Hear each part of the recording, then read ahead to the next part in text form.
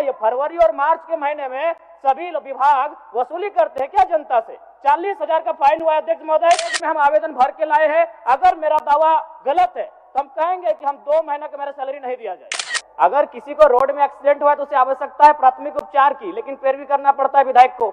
सवाल ये है कि आपकी जो व्यवस्थाएं हैं, आपका जो विभाग है वो उदासीन है। इस बात को स्वीकार कीजिए, रिकॉर्ड प्रस्तुत कीजिए कि अपने मंत्री प्रभार संभालने के बाद विभाग ने जाकर स्वयं ट्रांसफर को बदला है बिना किसी आवेदन के, बिना ग्रामीणों की शिकायत के। एक भी दावा प्रस्तुत कीजिए माननीय मंत्री महोदय। इस राज्य के जो पुलिस कर्मी और पदाधिकारी हैं उनका वर्दी का जो भत्ता है उसमें वृद्धि किया जाए।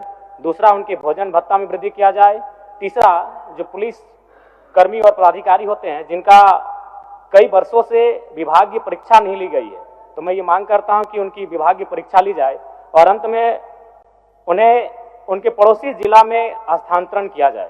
मेरा सवाल मंत्री ऊर्जा विभाग से था कि क्या यह बात सही है कि ग्रामीण क्षेत्रों में बिजली आपूर्ति से लेकर आज तक वही पुराने तारों के भरोसे बिजली आपूर्ति की जा रही है? तो इनका उत्तर आंशिक स्वीकारात्मक है और इस बात को लेकर मैं सहमत भी हूं कि कुछ कार्य हुए हैं, लेकिन मेरा कहना यह है, चूंकि ये मेरा तारांकित प्रश्न है, कि कब तक डुमरी विधानसभा के साथ साथ पूरे राज्य में बाकी जो पुराने जर्जर तार हैं उनको बदल दिया जाएगा? अध्यक्ष महोदय, मैं मंत्री महोदय से पूछना चाहूंगा कि जब से आपने मंत्री पद का ग्रहण किया है उसके बाद से बताने का कष्ट करेंगे कि आपने या फिर आपके विभाग ने अपनी पहल से किन किन स्थानों में स्वयं जाकर ट्रांसफार्मर लगाया है, बिजली के तार बदले हैं? क्योंकि हम भी एक विधायक है अध्यक्ष महोदय, हमें फॉरवर्डिंग करना पड़ता है। 2-3 दिन तक लगातार जो बिजली विभाग के एसडीओ हैं, जेईओ हैं, उनसे टेलीफोनिक बात करनी पड़ती है, तब जाके काम होता है। अब बताने का कष्ट करें कि आपने कब स्वयं संज्ञान लिया, उस कार्य को किया है, रिपोर्ट को प्रस्तुत करें। नहीं अध्यक्ष महोदय, गंभीर मसला है अध्यक्ष महोदय।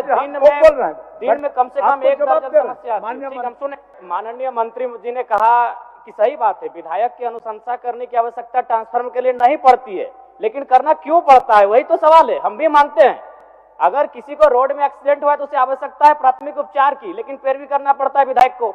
सवाल ये है कि आपकी जो व्यवस्थाएं हैं, आपका जो विभाग है वो उदासीन है। इस बात को स्वीकार कीजिए, और नहीं तो हम कह रहे हैं आप एक भी रिकॉर्ड प्रस्तुत कीजिए कि अपने मंत्री प्रभार संभालने के बाद विभाग ने जाकर स्वयं ट्रांसफर को बदला है बिना किसी आवेदन के, बिना ग्रामीणों की शिकायत के। एक भी दावा प्रस्तुत कीजिए माननीय मंत्री महोदय। और दूसरा बात, चूंकि मेरा ये सवाल नहीं था लेकिन कहना चाहेंगे, एक तरफ तो आप बिजली बिल माफ करने की बात करते हैं और विगत 15 दिनों में हमें लगता है कि 1 दर्जन ऐसी समस्याएं आई हैं जहां आपने 40,000 का फाइन किया है। जब उनसे पूछते हैं तो कहता है ये फरवरी और मार्च का महीना है। अध्यक्ष महोदय, मुझे नहीं मालूम फरवरी और मार्च का महीना क्या है, वसूली का महीना है क्या? जब भी नहीं, अगर विभाग से बात होती है तो वही कहते हैं कि ये फरवरी और मार्च का महीना है, ऊपर से दबाव है। तो क्या ये फरवरी और मार्च के महीने में सभी विभाग वसूली करते हैं क्या जनता से? 40,000 का फाइन हुआ है अध्यक्ष महोदय, बैग में हम आवेदन भर के लाए हैं। अगर मेरा दावा गलत है तो हम कहेंगे कि हम 2 महीने का मेरा सैलरी नहीं दिया जाए। हम आवेदन लेके आए, ऐसे बात नहीं करते हैं। जिनको 40,000 का फाइन लिया है उनका आवेदन लेके आए हैं। माननीय सदस्य, इस राज्य में सुरक्षा के तौर पर तैनात जो हमारे प्रहरी होते हैं, पुलिसकर्मी और पुलिस के पदाधिकारी, मैं उनके विषय पे कुछ मांग करने आया हूं अध्यक्ष महोदय। मेरा पहला मांग है कि इस राज्य के जो पुलिसकर्मी और पदाधिकारी हैं उनका वर्दी का जो भत्ता है उसमें वृद्धि किया जाए। दूसरा, उनके भोजन भत्ता में वृद्धि किया जाए। तीसरा, जो पुलिस कर्मी और पदाधिकारी होते हैं जिनका कई वर्षों से विभागीय परीक्षा नहीं ली गई है, तो मैं ये मांग करता हूं कि उनकी विभागीय परीक्षा ली जाए और अंत में उन्हें उनके पड़ोसी जिला में हस्तांतरण किया जाए। क्योंकि महोदय, इस राज्य की सेवा के साथ साथ उनका परिवार भी होता है।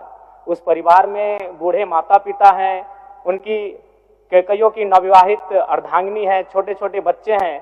तो मेरा मानना है कि इस राज्य की सेवा के साथ साथ उन्हें अपने माता पिता, बूढ़े माता पिता की सेवा करने का अवसर दिया जाए। अतः जितने भी पुलिसकर्मी, जैसे उदाहरण के लिए सिमडेगा कि अगर किसी पुलिस भाई का कार्य क्षेत्र अगर साहेबगंज है तो काफी असुविधा है अध्यक्ष महोदय। इसलिए मैं आपके माध्यम से सरकार से मांग करता हूं कि जितने भी हमारे पुलिसकर्मी इस राज्य में सुरक्षा के दृष्टिकोण से प्रहरी के तौर पर कार्यरत हैं, उन्हें उनके पड़ोसी जिला में तैनात किया जाए। धन्यवाद अध्यक्ष महोदय। माननीय सदस्य, गोल, जहां 27 वर्षों के सफर में 17,000 से भी अधिक छात्रों ने डॉक्टर एवं इंजीनियर बनकर भरे सफलता की ऊंची उड़ान, जहां साधारण छात्र भी झारखंड टॉपर्स बनकर बना रहे इतिहास। दूरदर्शी शिक्षाविद श्री विपिन सिंह के मार्गदर्शन में मेडिकल एवं इंजीनियरिंग के लाखों छात्रों के लिए आशा की किरण के रूप में goal, nations leading institute. thefollowup.in like, share, and subscribe.